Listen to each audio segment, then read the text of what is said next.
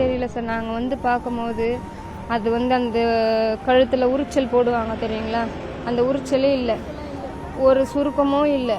அந்த துணியை வந்து சும்மா காய வைக்கிற மாதிரி போட்டு வச்சுக்குது.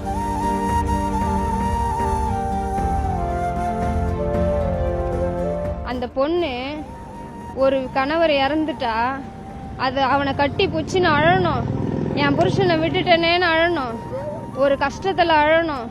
எதையுமே அந்த பொண்ணு பண்ணலை.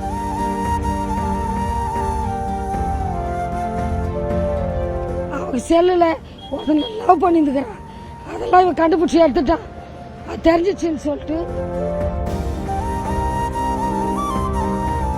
திருவள்ளூர் அருகே திருமணமான 20 நாட்களில் தூக்கிட்டு தற்கொலை செய்து கொண்டதாக கூறப்படும் புது மாப்பிள்ளையின் மரணத்தில் சந்தேகம் இருப்பதாக கூறி உடலை சாலையில் வைத்து உறவினர்கள் போராட்டத்தில் ஈடுபட்டனர். செவ்வாய்ப்பேட்டை பகுதியைச் சேர்ந்த கார்த்திகேயன் ஜெயஸ்ரீயை கடந்த 5ஆம் தேதி திருமணம் செய்துள்ளார். இந்நிலையில் கணவன் மனைவி இடையே அடிக்கடி தகராறு ஏற்பட்டதாக கூறப்படுகிறது. தெரியல சார். நாங்கள் வந்து பார்க்கும்போது அது வந்து அந்த கழுத்தில் உரிச்சல் போடுவாங்க தெரியுங்களா, அந்த உரிச்சலே இல்லை, ஒரு சுருக்கமும் இல்லை. அந்த துணியை வந்து சும்மா காய வைக்கிற மாதிரி போட்டு வச்சுக்குது ஃபேன். அவன் ஹைட்டு 6 அடி இருக்கும், வெயிட்டு 90 kgs இருக்கும். அவன் ஹைட்டுக்கும் வெயிட்டுக்கும் அவன் நின்னாலே ஃபேன் எட்டும். அவன் சூசைட் பண்ணி தொங்கினானா ஃபேனே கட்டாகி விழுந்துடும் சார் கீழே. அவன் அந்த அளவுக்கு இருப்பான். அவன் எப்படி அவன் சூசைட் பண்ணிப்பான்னு எங்களுக்கு தெரியல சார். அந்த பொண்ணு பண்ண டார்ச்சரில், அந்த பொண்ணு பண்ண இதுலையும் அவன் சூசைட் பண்ணுற ஆளும் கிடையாது சார். அவன் அந்த மாதிரியான ஒரு பையனும் இல்லை. அவன் ஏதோ ஒரு விஷயத்த கண்டுபிடிச்சிருக்கிறான். கண்டுபிடிச்ச உடனே இவன் என்ன பண்ணிருக்கிறா, இங்கேருந்து கிளம்பி போயிட்ட உடனே இவன் என்ன பண்ணிருக்கிறான், போய் கண்டுபிடிச்சி கூட்டின்னு வந்து அவங்க வீட்டில் போய் விட்டுக்கிறான். விட்டு வந்துட்டு மறுபடியும் அவங்க ஃபோன் பண்ணுறாங்க, பொண்ணு காணோம்ப்பா அப்படின்னு சொல்லிட்டு. பொண்ணு காணோன்னே, என் ஒய்ஃபு காணோன்னே நீட்டாக போய் போலீஸ் ஸ்டேஷனில் கம்ப்ளைண்ட் கொடுத்துக்கிறாரு.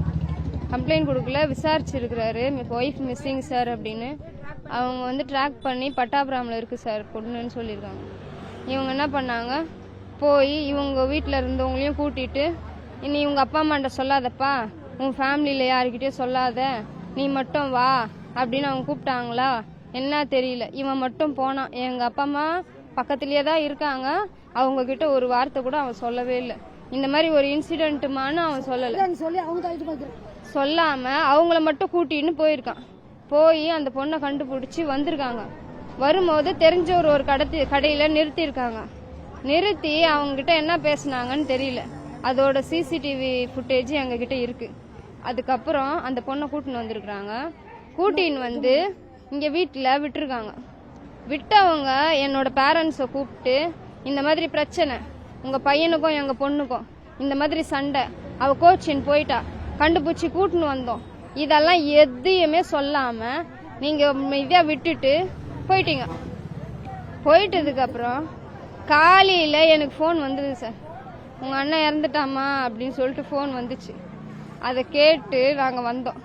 அவன் ஏதோ மனசு கஷ்டத்தில் சூசைட் பண்ணிக்கினா, ஏதோ அவனுக்கு பிரச்சனை, தாங்க முடியாத கஷ்டம், அதனால சூசைட் பண்ணிக்கினா அப்படின்னு சொல்லிட்டு அழுதோம். அன்னைக்கு ஃபுல்லாக அழுதோம் சார். நாங்கள் வந்து எதையுமே கன்சிடர் பண்ணல, அழுதுனே. அதுக்கப்புறம் நைட்டு எங்கள் வீட்லேயே சிசிடிவி கேமரா இருக்குது. அதை போய் நாங்கள் செக் பண்ணும் போது அவன் காரு உள்ளேருந்து வெளில வந்து உள்ளே போயிருக்கு பின்னாடி பக்கமாக. அவன் மெயின் ரோட்டு வழியாக வரல, எங்கள் வீட்டு சைடு வரல, பின்னாடியே வந்து உள்ளே போயிருக்குது. அது போன கொஞ்ச நேரத்தில் 2 பாயும் ஒரு கேர்ளும் ஒரே ஸ்கூட்டியில் 3 பேரும் வந்திருக்காங்க. எங்கேயுமே நிறுத்தல, ஸ்ட்ரைட்டாக உள்ளே போயிருக்கிறாங்க. பின்னாடி வழியாக உள்ளே போய் திரும்பி வெளில வராங்க, மறுபடியும் உள்ளே போகிறாங்க. இது மாதிரி 2 தடவை வெளில வந்து போயிருக்காங்க. எங்கள் வீட்டு கேட்டு முன்னாடி பூட்டி இருக்கு, பின்னாடி பக்கம் இருக்கிற கேட்டு எங்கள் சொந்தக்காரங்களுக்கும் எங்களுக்கும் மட்டும்தான் தெரியும். அந்த கேட்டு இந்த மாதிரி பின்னாடி இருக்குன்றது யாருக்கும் தெரியாது. உங்களுக்கு எப்படி தெரியும், நீங்கள் யாருன்னு தெரியல, நீங்கள் எங்கேருந்து வந்தீங்களோன்னு தெரியல, ஸ்ட்ரைட்டாக நீங்கள் உள்ளே போகிறீங்க. உள்ளே போய் கொஞ்ச நேரம் கழித்து, கொஞ்ச நேரம் இல்லை ரொம்ப நேரம் கழித்து வந்து எங்கள் வீட்டு முன்னாடி வந்து நின்றுட்டாங்க. அவங்க நின்ன உடனே 2 போலீஸ்காரங்க வராங்க சார். வந்த உடனே அவங்கக்கிட்ட என்ன கேட்குறாங்கன்னு தெரியல. அவங்க மேலே கை காட்டின உடனே அந்த ஒரு பொண்ணும் ஒரு பையனும் ஒரு போலீஸை மட்டும் கூட்டின்னு பின்னாடி பக்கம் வழியாக மேலே போயிருக்காங்க. மேலே போய் எங்கள் அண்ணன் இறந்ததை பார்த்துருக்காங்க. பார்த்துட்டு திருப்பி வந்துட்டாங்க. வந்ததுக்கு அப்புறம் தான் என்னோட பேரண்ட்ஸை போய் அவங்க கூட்டிட்டு வந்துக்கிறாங்க. கூட்டிட்டு வந்து மேலே போய் பார்த்தா எங்க அண்ணன் இறந்துருந்தாரு. அந்த பொண்ணு ஒரு கணவர் இறந்துட்டா அது அவனை கட்டி பிடிச்சின்னு அழணும், என் புருஷனை விட்டுட்டேனேன்னு அழணும், ஒரு கஷ்டத்தில் அழணும். எதையுமே அந்த பொண்ணு பண்ணாம நீட்டா இறங்கி கீழே வந்துச்சு. வந்த உடனே எங்க சின்ன அண்ணி வந்தாங்க. வந்து என்னம்மா சத்தம்னு கேட்டதுக்கு உங்க கார்த்தி அண்ணா இறந்துட்டாருன்னு சொல்லிட்டு அது நீட்டா போயிடுச்சு போலீஸ் ஸ்டேஷனுக்கு.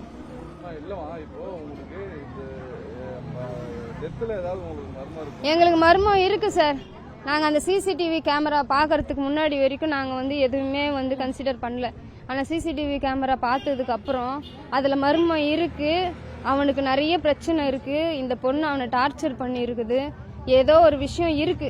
அது என்னன்னு கண்டுபிடிக்கணும் சார். அந்த 3 பேர் யாருன்னு எங்களுக்கு தெரியல. சண்டை போட்டுக்கின்னு பேசாதே இருந்துக்கிறான். ஒரு நாள் சாப்பிடல, இவனும் சாப்பிடல. என்ன பிரச்சனை கேட்டா அவங்க செல்லுல ஒருத்தனை லவ் பண்ணியிருந்துக்கிறான். அதெல்லாம் இவன் கண்டுபிடிச்சி எடுத்துட்டான். அது தெரிஞ்சிச்சுன்னு சொல்லிட்டு அவன் வீட்டில் இருப்ப விட்டான். அங்கிருந்து அவன் ஓட்டான் லவ் பண்ணாண்டே. ஓட்டு பிறகு அவங்க இவனுக்கு ஃபோன் பண்ணுறாங்க.